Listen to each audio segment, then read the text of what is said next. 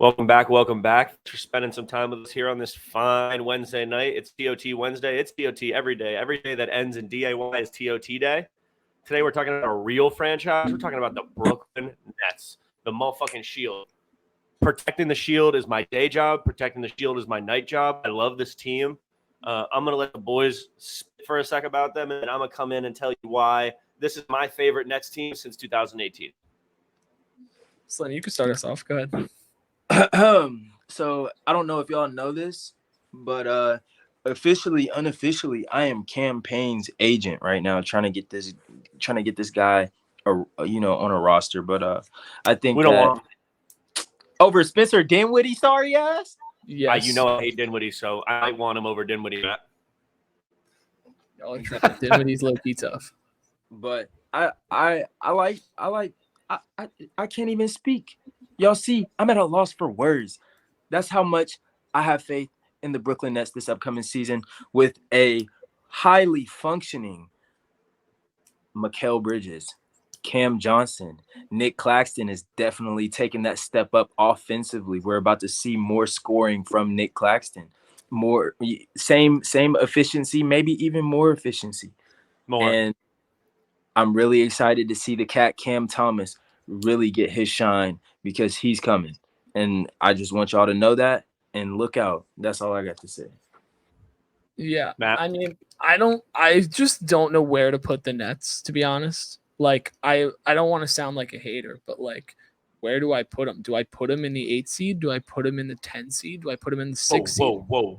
Oh, okay. I was Like, going to say, what? There's just a wide, like, I don't know what we're going to get from the Nets. I would lean on definitely being a little worse than last year. Just Possible. because, one, I know Mikal Bridges is tough, but like he's not a 1 to me. He can't be the number 1 guy. We'll have to see. I'm saying this as of right now.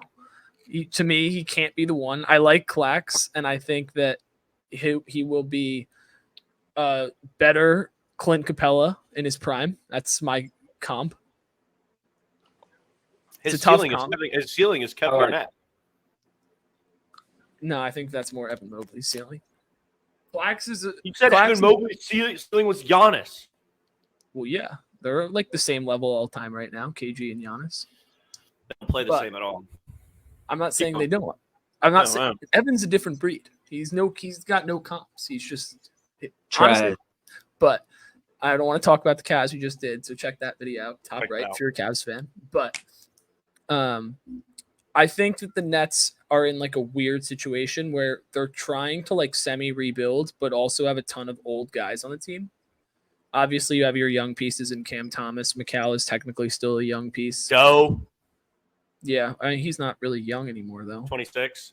Okay, yeah, he can be there for a little bit. Clax, obviously, Cam Thomas. But, like, I just don't know what the Nets are going to be really good at this year. And I feel like every good team is really good at something. Like, the Kings last year who were good were, like, really good offensively, like, historically great. The Warriors, when they were really good. Like the Cavs when they were really good, like they were just slow and they were methodical and just like picked you apart. Obviously, that's LeBron James effect. But like, what are the Nets going to really excel at this year, Finn? I think that's a fair point. I don't think that's the year to look for something like that. Or excuse me, I don't think this is the year to look for something like that. We're coming off this crazy skull fuck of the last 4 years. If Run and Dunk Man doesn't injure Kyrie on purpose, who knows? I may have a banner behind me, but we don't.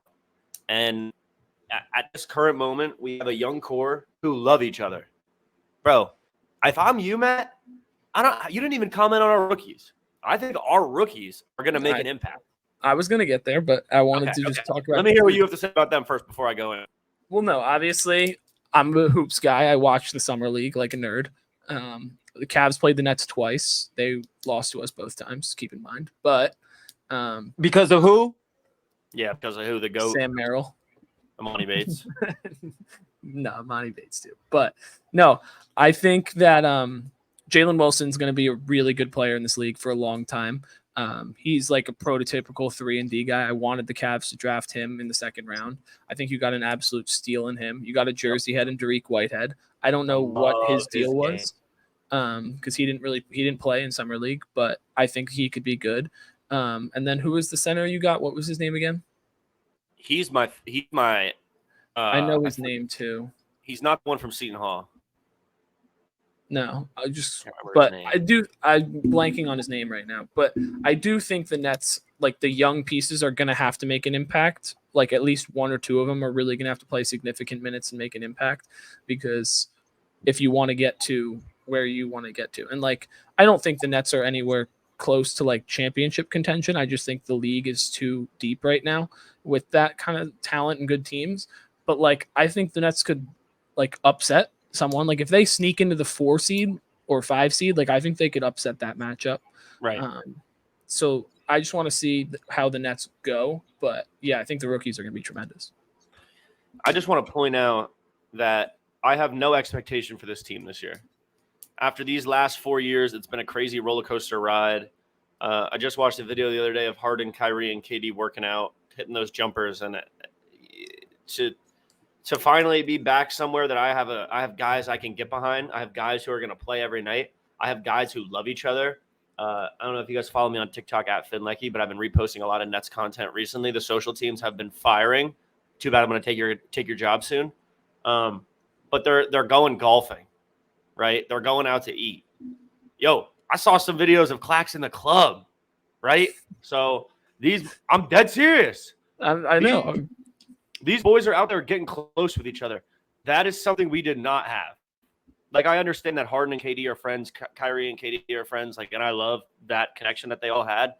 But it wasn't let's all 12 of us go out. It wasn't all 12 of us go golfing. And I feel like that has something to do with Jacque Vaughn. He's really got the boys galvanized. Everybody seems to get along great. The rookies, Mikal's taking the rookies to the Liberty game. Shout out Liberty. And they're having a fucking blast, dude. They're sitting courtside. They're supporting fellow New York, dapping up. What's her name? Slim Sabrina. Yep. INSQ. Which her and Mikal, king and queen of New York. You watch, but this is a team I can get behind. If I wasn't wearing the only underwear, I'll get up and do the Karis LeVert on the bench. Go ahead. That's what's going on this year. I'm telling you. I'd rather have that. Have guys who want to play every night. Mikal was trying to play 83. He did play 83 games last year. I want that. I'm done with the diva show. Kyrie, you know, is one of my favorite players of all time. Jersey head, love him. KD, smoothest game of all time, love him. Hate to see him go, but you love to watch him leave in a certain way. And I finally got guys I could get behind, and I know they're going to fight for me the same way I'll fight for them. I'm not even going to really get into X's and O's that crazy. We could do a whole separate video on that. I just kind of wanted to get a feel for where you guys were at. And I just wanted to comment on the fact that we finally have a cohesive unit. We got a squad. They like each other. 100%. The videos at the Liberty games, bro, they're laughing and that's what I was gonna say. I think it'll be big. Like we're seeing more love towards the WNBA than ever before, and it's starting with the NBA players. But I think of all the teams that are, you know, in the same city. Like, look at this love. This is genuine appreciation and just look at that smile on that boy. You exactly, bro. He truly loves not only Sabrina but the Liberty, and I expect to see them courtside, which is going to develop, you know, a stronger community in New York. And I think that, you know, it'll be great to see the girls courtside and, you know, showing love at the games just as much as, you know, they do. And I saw Clax and some of the other players, I think the rookies too, supporting the Liberty in the games earlier this season. Right here.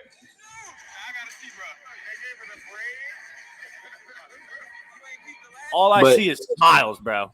Bro, just love. And I think that I always talk about how your community affects your team. I got off the phone with Twin today. I said, you know, it's really important that your relationship with your arena and your fans and your city and your people is very tight with your team, the organization, the coaching staff, because that is what helps you win games. If the energy is right within the arena and the crowd, then the team is going to play with that. And New York has an energy like no other. And the thing that Brooklyn has that a lot of other New York teams don't have, shout out to the Liberty, they also have it, is the collectiveness of we believe. And I think that that is what Brooklyn has that the Knicks don't have.